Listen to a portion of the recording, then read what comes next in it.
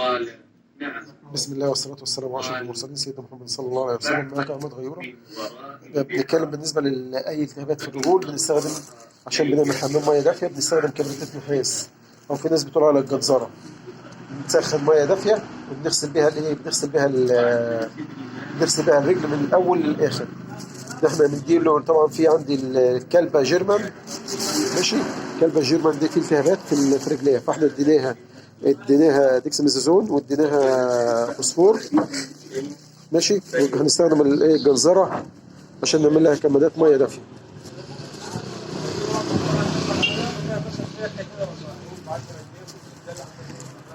بص بقى يا زياد، بص احنا كده هندفي ميه دافيه، هندفي ميه ونعمل لها حمام ميه دافيه بالكبريتات دي هنحط مثلا على قد مثلا 40 جرام او 50 جرام، ماشي. ونضربها في ميه دافيه ونغسل الرجل اللي هي الشمال اللي فيها التهابات. ونغسل بيها الرجل اللي فيها التهابات. شكرا، السلام عليكم. لا الشمال دي ماشي، شكرا، السلام عليكم.